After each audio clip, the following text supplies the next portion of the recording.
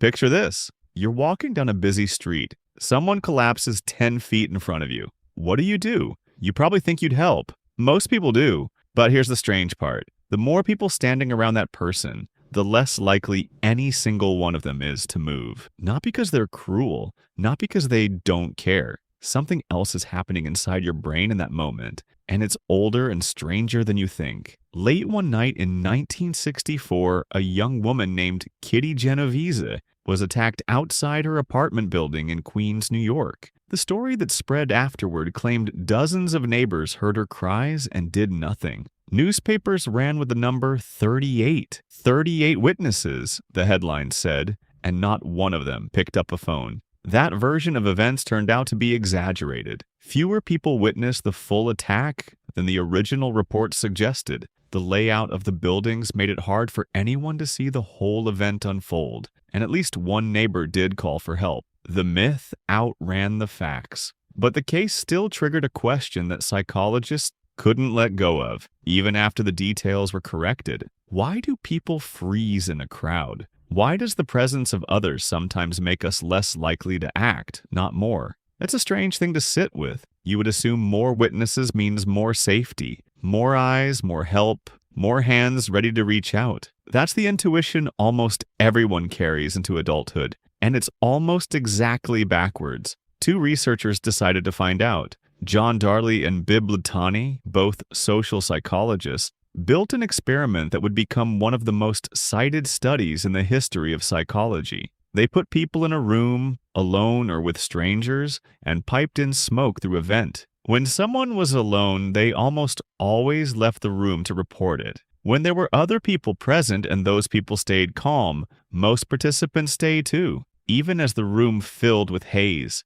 even as their eyes started to sting. Why would you sit there breathing smoke, doing nothing? Darley and Latané called it diffusion of responsibility. When you're the only witness, the responsibility to act sits entirely on you. There's no one to share it with, but add a crowd and something shifts. Your brain quietly does the math. Someone else will probably help. Someone else probably knows what to do. Someone else must have already called for help. The responsibility spreads thin across every person present, and thin responsibility feels like no responsibility at all. There's a second force at work too, and it's just as sneaky. It's called pluralistic ignorance. Imagine you're in that smoke-filled room. You glance at the stranger next to you. They look calm. You assume they know something you don't. Maybe this is normal. Maybe it's just a broken air vent. So you stay calm too because that's what everyone else seems to be doing. But here's the twist. That stranger is looking back at you,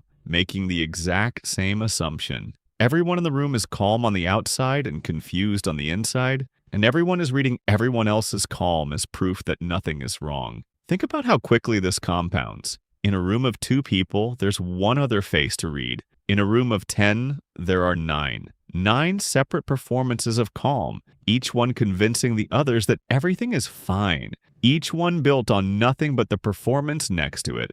Darley and Latané found exactly this pattern in their data. Groups of strangers took far longer to report the smoke than individuals did, and in some group trials, no one reported it at all, even as the haze grew thick enough to make people cough and rub their eyes. Not because they didn't notice, because noticing wasn't the problem. Deciding that action was necessary when everyone around you seemed unbothered was the problem. Your ancestors didn't evolve in cities of 8 million strangers. For most of human history, you lived in small bands, maybe 30 or 40 people, and you knew every single one of them by name. If something went wrong, there was no ambiguity about who should act. It was you, or it was your cousin, or it was the man who taught you to hunt. Responsibility never had anywhere to hide. In a group that small, everyone's face was legible. Everyone's fear was visible. There was no mask of calm to misread. Modern life buried you in strangers. You pass hundreds of unfamiliar faces before lunch.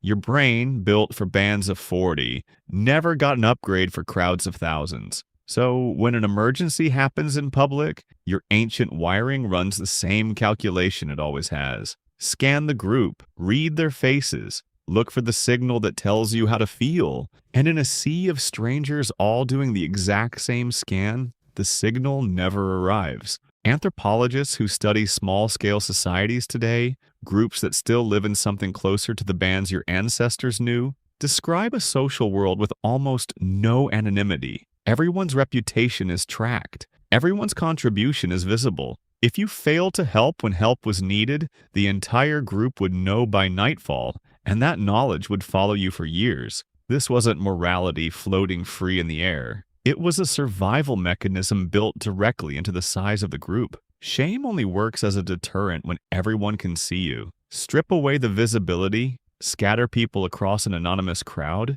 and the ancient mechanism that once kept everyone accountable simply has nothing left to grip onto. Researchers have tested this pattern again and again in dozens of situations far removed from smoke and burning buildings. In one study, participants heard what sounded like a person falling and crying out in pain in a nearby room. Alone, most rushed to help within seconds. In a group, response time slowed dramatically, and some people didn't respond at all. The size of the group mattered more than the personality of the people in it.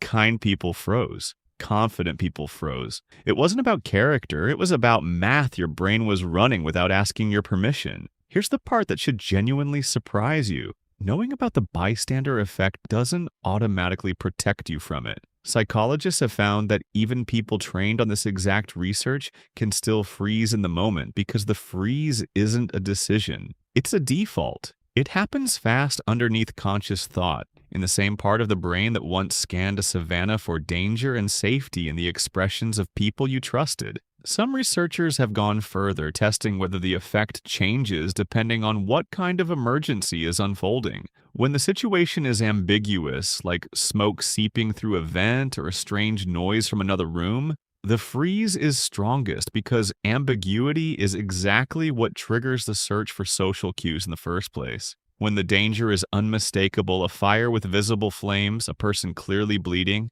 the bystander effect shrinks. There's no more room for your brain to interpret the scene as fine. The clearer the emergency, the less power the crowd has over you. It's the uncertain moments, the ones that could be nothing, that are the most dangerous precisely because they leave space for your brain to talk you out of acting. But there is one thing that reliably breaks the spell: specificity. If you've ever taken a first aid course, you may have heard the advice to point at one person in a crowd and say a specific instruction. Not somebody call an ambulance. Instead, you in the blue jacket call 911 right now. The moment responsibility has a name attached to it, diffusion collapses. There's no more math to run, no more strangers to glance at, just one person and a task that is unmistakably theirs. Think about how often this plays out in miniature, far from any emergency. A group email goes unanswered because everyone assumes someone else will reply. A dish sits in the office sink for a week because it belongs to nobody in particular. A typo survives 3 rounds of editing because 3 people skimmed past it, each trusting the others to catch it. The bystander effect isn't only about tragedy, it's about every task in your life that quietly evaporates the moment more than one person is responsible for it. There's something almost comforting hidden inside this research too. The freeze isn't proof that people are selfish or broken. It's proof that your brain is running an old survival script in an environment it was never built for. You are not a bad person for hesitating in a crowd. You are a person whose instincts were shaped by campfires and small bands, dropped into a world of subway platforms and shopping malls and comment sections, all of them crowded with strangers your ancestors never had to read. Consider how this same wiring shows up online in spaces your ancestors could never have imagined. A person posts something troubling, something that hints at real distress, and it sits there collecting views. Hundreds of people scroll past. Someone might report it. Someone might message a friend. But a number sitting quietly in the corner of a screen, a view count climbing into the thousands, produces the exact same math as a crowded street corner. If 1,000 people saw it and did nothing, surely one of them already handled it. The diffusion doesn't need a physical room anymore. It travels through fiber optic cable just as easily as it once traveled through smoke. This is why some of the most effective public safety campaigns don't just teach people to notice emergencies. They teach people to break the diffusion directly, point at one person. Use a specific detail, a jacket color, a physical description, a direct line of sight. Assign the task before the crowd has a chance to dissolve it into everyone's shared, and therefore no one's responsibility. It sounds almost too simple to work, but simplicity is exactly why it works. Diffusion thrives on vagueness. Naming someone destroys it instantly. So what do you do with this? The next time you're the one who needs help, remember what Darley and Latané discovered.